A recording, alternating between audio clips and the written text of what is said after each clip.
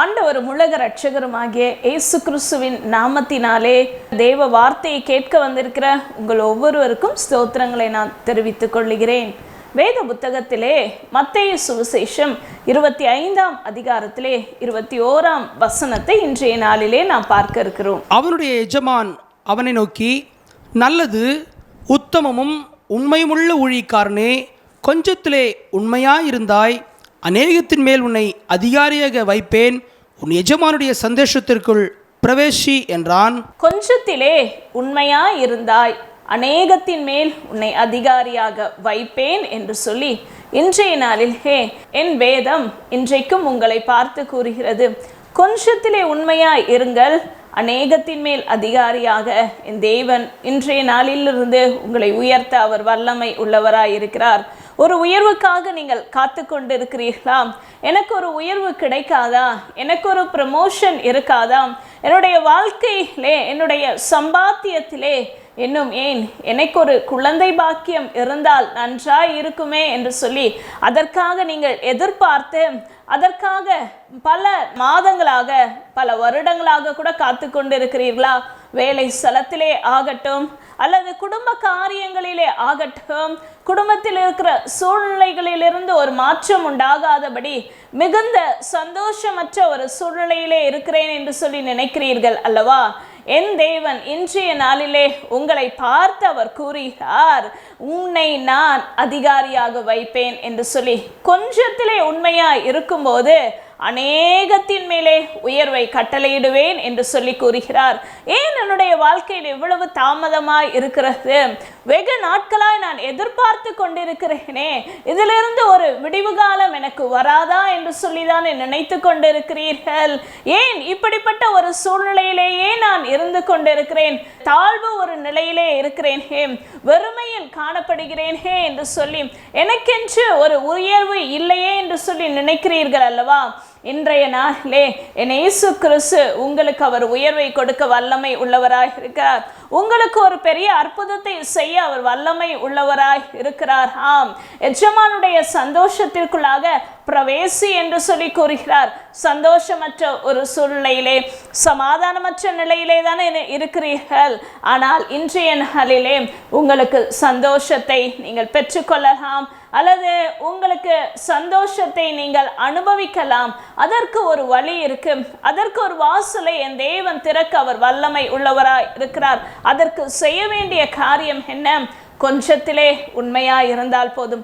உங்களுக்கு கொடுக்கப்பட்டிருக்கிற கொஞ்ச காரியங்களிலே, கொஞ்ச குடும்பத்திலே, உங்களுக்கு இருக்கிற வேலையிலே, உங்களுக்கு இருக்கிற வருமானத்திலே, நீங்கள் உங்களுக்கு கொடுக்கப்பட்டிருக்கிற கணவனோ மனைவியோ அல்லது பிள்ளைகளோ ஆகட்டும், பெற்றோர்களாகட்டும், இருக்கிற சூழ்நிலையிலே நீங்கள் உண்மையாய் இருந்து பார்கள். கர்த்தர் கண்டிப்பாக ஒரு உயர்வை தருவார். இன்றைய நாளிலும் தானியேல் என்ற தேவ பக்தனை குறித்து நாம் தியானிக்க இருக்கிறோம். எடுத்து வாசிக்குங்கள், பார்க்கலாம். தானியேல் புத்தகத்தினுடைய 6ஆம் அதிகாரத்தினுடைய 4ஆம் வேத வசனத்தை நாம் வாசிக்கலாம். அப்பொழுது பிரதானிகளும் தேசாதிபதிகளும் ராஜ்யத்தின் விசாரிப்பிலே தானியேலை குற்றப்படுத்தும்படி முகாந்திரம் தேடினார்கள். ஆனாலும் ஒரு முகாந்திரத்தையும் குற்றத்தையும் கண்டுபிடிக்க அவர்களால் கூடாதிருந்தது. அவன் உண்மையுள்ளவனாய் இருந்தபடியால் அவன் மேல் சுமத்த யாதொரு குற்றமும் குறைவும் காணப்படவில்லை. எனக்கு அன்பான தேவஜனமே, இப்பொழுதும் நான் வாசித்த இந்த வேத வசனத்தின் மூலமாக பார்க்கும்போது தானியேல் என்ற ஒரு மனிதன் இருக்கிறார். அவருக்கென்று ஒரு வேலை இருக்கிறது, வருமானம் இருக்கிறது, உலக பிரகாரமான ஒரு அந்தஸ்திலே இருக்கிறார்.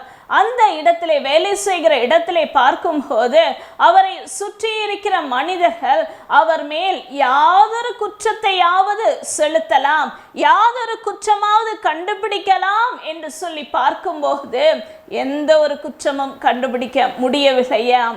இந்த ஸ்டேட்மெண்ட் யார் கூறுகிறார்கள் என்றால், அவரை சுற்றி சத்துருவாய் இருக்கிறவர்கள், அவரோடு கூட வேலை செய்கிறவர்கள் கூறுகிறார்கள், அவர் உண்மையுள்ளவராய் இருந்ததின் நிமித்தமாக அவர் வேலை செய்த இடத்திலே, அவர் பணி செய்கிற இடத்திலே, அவருடைய வேலை காரியங்கள் எல்லா இடத்திலும், எல்லா சூழ்நிலையிலும், கணக்கு வழக்குகள் எல்லாவற்றிலும், நேரம் கடைபிடிக்குதல் எல்லாவற்றிலும் அவர் உண்மையுள்ளவராய் இருந்தார். அவருடைய பணி என்ன? தன்னுடைய ராஜ்யத்திற்கு, அதாவது ஒரு ராஜாவின் கீழாக இவர் பணி செய்து கொண்டிருக்கிறார். அந்த அரசாங்கம், அந்த ராஜ்யத்திலே வரக்கூடிய லாப நஷ்ட கணக்கு வழக்குகளை கண்காணிக்கக்கூடிய வேலையாய் இருக்கிறது. அந்த லாப நஷ்ட கணக்குகளிலே அவர் உண்மையுள்ளவராய் இருந்தாராம். என கண்பான தேவ ஜனமே, உங்களுக்கென்று கொடுத்திருக்கிற வேலையிலே, நீங்கள் பணி செய்கிற இடத்திலே நீங்கள் உண்மையுள்ளவர்களாய் இருக்கிறீர்களா என்று உங்களை நீங்களே சற்று யோசித்து பாருங்களேன். நீங்கள் செய்கிற அந்த வேலைகளிலே, உங்களுக்கு இருக்கே என்று கொடுத்திருக்கிற வேலை ஸ்தலத்தில் இருக்கிற நேரத்திலே உண்மையாய் இருக்கிறீர்களா? அதிகாரிகள் கொடுத்த வேலைகளை சரியான குறிப்பிட்ட நேரத்திலே முடித்து கொடுக்கிறீர்களா? அந்த வேலையிலே எந்த விதத்திலும் பொய் இல்லாதபடி, உண்மையற்ற சூழல் இல்லாதபடி, கொடுத்த பணியிலே நேர்மையாய் உத்தமமாய் இருக்கிறீர்களா என்று சற்று யோசித்து பாருங்கள். அப்படி இல்லை என்றால், இந்த தானியேலை போல உண்மையுள்ளவர்களாய் இருக்க நீங்கள் அதற்காக முயற்சி செய்யும் போது, உண்மையாய் இருக்க தீர்மானம் எடுத்துக்கொள்ளும் போது, உண்மையின் வழியிலே செல்லும் போது கர்த்தர் கண்டிப்பாக உயர்வை கட்டளையிடுவார். இந்த தானியேல் பார்க்கும்போது சத்துருக்களாலும் கூட அவர் மீது குற்றத்தை கண்டுபிடிக்க முடியவில்லையாம். அப்படி என்றால் தன்னுடைய வேலையிலே ஒழுங்கும் கருத்துமாக கண்ணுமாக அவர் உண்மையாய் இருந்திருக்கிறார் அல்லவா? என கண்பான தெய்வ ஜனமே, நீங்களும் அப்படியாக வாழுங்கள். இன்னும் பார்க்கும்போது இந்த தானியேல் இரண்டாவது ஒரு விஷயத்திலும் அவர் உண்மையுள்ளவராய் இருந்திருக்கிறார். அதே தானியேல் புத்தகத்திலே 6ஆம் அதிகாரம் 10ஆம் வேத வசனத்திலே நாம் படித்தோம் என்றால், தானியேலோ வென்றால் அந்த பத்திரத்துக்கு கையெழுத்து வைக்கப்பட்டதென்று அறிந்த போதிலும் தன் வீட்டுக்குள்ளே போய் தன் மேல் அறையிலே எருசலேமுக்கு நேராக பல கனிகள் திறந்திருக்க, அங்கே தான் முன் செய்து வந்தபடியே தினம் 3 வேளையும் தன் தேவனுக்கு முன்பாக முழங்காற்படியிட்டு ஜெபம் பண்ணி ஸ்தோத்திரம் செலுத்தினான். அங்கே தான் முன் செய்து வந்தபடியே முழங்கால் படியிட்டு ஜெபம் பண்ணி ஸ்தோத்திரம் செலுத்தினான் என்று சொல்லி தானியேலை குறித்து கூறப்பட்டிருக்கிறது. ஆம், தானியேல் பார்க்கும்போது இரண்டாவதாக தேவனை தேடுகிற விஷயத்தில் கூட அவர் உண்மையுள்ளவராய் இருந்தாராம். எனக்கு அன்பான தேவ ஜனமே, தானியேலுடைய இப்பொழுது இருக்கிற சூழ்நிலை பார்க்கும்போது அந்த ராஜாவினுடைய ஆணை என்னவென்றால், இப்பொழுது ராஜாவை தவிர வேறு எந்த ஒரு தெய்வத்தையும் வணங்கக்கூடாது, தேடக்கூடாது என்ற ஒரு சூழ்நிலை. ஆனாலும் அந்த நேரத்திலும் தானியேல் தான் முன்பு என்ன செய்து கொண்டு வந்தாரோ, தான் இந்த தேசத்திலே அவர் வாழ்ந்த நாட்களிலே அவர் கடைபிடித்த தேவனை தேடுகிற விஷயத்திலே, கடைபிடித்த காரியத்திலே உண்மையுள்ளவராய் இருந்தார். தினம் ஜெபிக்கிறவராக இருந்தார், தினம் தேவனை தேடுகிறவராக இருந்தார். சூழ்நிலை எனக்கு சாதகமாக இல்லை, சூழ்நிலை எனக்கு ஏற்றதாக இல்லை, இப்பொழுது என்னால் தேவனை தேட முடியாது என்று சொல்லி பல சாக்கு போக்குகள் சொல்லக்கூடிய சூழ்நிலையாக தான் இருக்கிறது.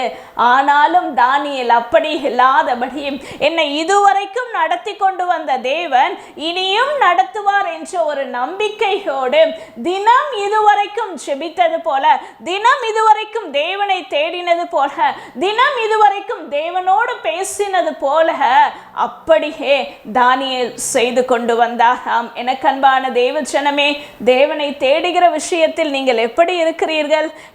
எனக்கு ஏதோ தேவை இருக்கும்போது மாத்திரம் நான் தேவனை தேடிக்கொண்டால் போதும் என்று சொல்லி இருக்கிறீர்களா? அல்லது இப்பொழுது இருக்கிற சூழ்நிலையில் என் சரீர பலவீனத்திலே என் தேவனை நான் தேட முடியாது, அல்லது என்னை சுற்றி இருக்கிற ஜனத்தார், குடும்பத்தார் மத்தியில கணவன் ரட்சிக்கப்படாமல் இருக்கிறார், பிள்ளைகள் ரட்சிப்பற்ற ஒரு சூழ்நிலையிலே இருக்கிறார்கள், மிகுந்த மன உளைச்சலோடு நான் இருந்து கொண்டிருக்கிறேன், என் தேவை சந்திக்கப்பட முடியாதபடி மிகுந்த மன வருத்தத்தோடு இருக்கிறேன், என்னால் எப்படி தேவனை தேட முடியும் அல்லது என்னால் எப்படி தேவனை ஸ்தோத்தரிக்க முடியும் என்று சொல்லி நினைக்கிறீர்களா? இல்லவே இல்லை. எனக்கு அன்பான தேவஜனமே, தானியேல் அப்படி இல்லை. தானியேல் தேவனை தேட முடியாத சூழ்நிலையிலும் அவரை என்ன செய்வார்கள் தெரியுமா? ராஜாவை வணங்காதபடி தேவனை தேடினால் சிங்க கபியிலே போட்டு விடுவார்கள். அப்படிப்பட்ட ஒரு சட்டம் பிறப்பிக்கப்பட்ட அந்த நேரத்திலும் தேவனை தேடின ஒரு தேவ மனிதனாய் இருந்தார். எனக்கு அன்பான தேவ ஜனமே, உங்களுக்கும் நான் சிங்கக்கபியில் இருப்பது போல சூழ்நிலை இருக்கிறது என்று சொல்லி நினைக்கிறீர்களா? ஆனாலும் என் தேவன் உங்களுடைய சூழ்நிலைகளை அறிந்திருக்கிறார், உங்களுடைய இயலாமையை அறிந்திருக்கிறார், உங்களுடைய இல்லாமை அறிந்திருக்கிறார். நீங்களை தேவனை தேடி பாருங்கள். உங்களுக்குள்ளாக ஒரு தீர்மானத்தை எடுத்துக்கொண்டு, உங்களுக்குள்ளாக ஒரு உடன்படிக்கை பொருத்தனை செய்து கொண்டு, இப்படியாக நான் தேவனை தினம் தேடுவேன், தேவனை நான் சார்ந்து வாழுவேன், தேவனோடு நான் பேசுவேன், உங்களுக்கு கொடுத்திருக்கிற வேத புத்தகத்தை நான் வாசிப்பேன் என்று சொல்லி அதன்படி வாழ என்னை ஒப்புக் கொடுப்பேன் என்று சொல்லி அதிலே உண்மையாய் இருந்து பாருங்கள். கண்டிப்பாக என் தேவன் தானியேலுடைய வாழ்க்கை அதன் பிறகு பார்க்கும்போது தானியேலுடைய காரியம், செய்த காரியங்கள் எல்லாம் ஜெயமாய் இருந்ததாம், உயர்வு கொடுக்கப்பட்டதாம். சுற்றி இருக்கிற எல்லா ஜனத்தார் மத்தியிலும் ராஜா என்ன சொல்லுகிறாரோ, ராஜா கடைசியிலே பார்க்கும்போது தானியேல் சொல்லுகிற வார்த்தைக்கு அவர் செவிசாய்க்க கூடியவராக ராஜாவே மாறிவிட்டார். ராஜாவே தேவனை தேடக்கூடிய மனிதராக மாறிவிட்டார். எனக்கு அன்பான தேவ ஜனமே, உங்களுக்கு உயர்வு இல்லை என்று சொல்லி நினைக்கிறீர்கள் அல்லவா? இன்றைய நாளிலும் அந்த உயர்வை பெற்றுக்கொள்ளும்படி இரண்டு வழிகளை என் தேவன் இன்றைய நாளிலே கற்றுக் கொடுத்திருக்கிறார். உங்களுக்கு உலக பிரகாரமாய் கொடுத்திருக்கிற உங்களுடைய வருமானமாகட்டும், சம்பாத்தியமாகட்டும், நீங்கள் ஒரு வீட்டு வேலையோ அல்லது வீட்டிலே தான் இருக்கிறேன் என்று சொல்லி நினைக்கிறீர்களா? குடும்பத்திலே உண்மையா இருந்து பாருங்கள், வேலையிலே உண்மையா இருந்து பாருங்கள், செய்கிற தொழிலிலே உண்மையா இருந்து பாருங்கள். என் தேவன் உயர்வை கட்டளையிடுவார். அது மாத்திரம் இல்லாதபடி தேவனை தேடுகிற விஷயத்திலே உண்மையா இருந்து பாருங்கள், தேவனை நித்தம் நித்தம் தேடி பாருங்கள். கண்டிப்பாக நீங்கள் காத்திருக்கிற உயர்வை என் தேவன் கொடுக்க வல்லமை உள்ளவராக இருக்கிறார். எனக்கு அன்பான தேவ ஜனமே, இப்பொழுதும் தலைகளை தாழ்த்தி செபிப்போம். ஒருமனப்பட்டு என்னோடு கூட நீங்கள் செபித்து பாருங்கள், ஒரு உடன்படிக்கை செய்து பாருங்கள், தீர்மானம் எடுத்து பாருங்கள், கண்டிப்பாக அதை கடைபிடிங்கள். உங்களுடைய வாழ்க்கையிலும் ஒரு உயர்வை என் தேவன் இன்றையிலிருந்து அவர் கட்டளையிடுவார். தலைகளை தாழ்த்தி நாம் செபிக்கலாமாம். மகா இரக்கமும் கிருபையும் உள்ள தேவனே, இப்பொழுதும் நீர் எங்களோடு கூட பேசினீர் அல்லவா? உயர்வு எப்படி வரும் என்று சொல்லி அப்படியாக தானியேல் வாழ்ந்தது போல நாங்களும் வாழ நீர் கிருபையாக இரக்கம் பாராட்டுங்க. இந்த ஜெப வேளையிலே இயேசுவே என்னோடு கூட இணைந்து ஆண்டவரே, யார் யாரெல்லாம் ஜெபித்து கொண்டிருக்கிறார்களோ, எனக்கு ஒரு உயர்வு இல்லையே என்று சொல்லி அதற்காக பிரயாசப்படுகிறார்களோ, அவர்களுடைய கையின் பிரயாசத்தை வாய்க்க செய்யுங்க ஆண்டவரே. ஒரு சமாதானத்தினால் நிரப்புங்க, சந்தோஷத்தினால் நிரப்புங்க இயேசுவே. தனக்கு கொடுக்கப்பட்டிருக்கிற காரியங்களிலே உண்மையா இருக்க கிருபை பாராட்டுங்க. உம்மை தேடக்கூடிய விஷயத்திலே உண்மையா இருக்கக்கூடிய ஆண்டவரே அப்பா, வழிகளை திறந்து தாங்க. இப்பொழுதே நீர் கிரியை செய்தீரே, உமக்கு ஸ்தோத்திரம். இவர்களுக்கு ஜெயத்தை கட்டளையிட்டீரே, உமக்கு நன்றி தகப்பனே. எல்லா துதி கன மகிமை ஒருவருக்கே நான் செலுத்துகிறேன். மீட்பர் இயேசு கிறிஸ்துவின் நாமத்தில் ஜெபிக்கிறேன் நல்ல பிதாவே, ஆமேன் ஆமேன். இன்றைய நாளிலிருந்து கர்த்தர் உங்களுடைய வாழ்க்கையிலே ஒரு பெரிய உயர்வை அவர் கட்டளையிட வல்லமை உள்ளவராயிருக்கிறார். சோர்ந்து போகாதிருங்கள், காத்திருங்கள். கர்த்தர் உங்களுக்கு வேண்டிய ஆசீர்வாதத்தை கொடுப்பார். God bless you. கிறிஸ்துவுக்குள் பிரியமானவர்களே, ஆண்டவராக இயேசு கிறிஸ்து நாமத்திலே உங்களை நான் வாழ்த்துகிறேன். இந்த நாளிலே கூட ரெகோபோத் எழுப்புதல் ஊழியம் என்கிற ஊழியத்தின் சார்பாக உங்களை நான் வரவேற்கிறேன்.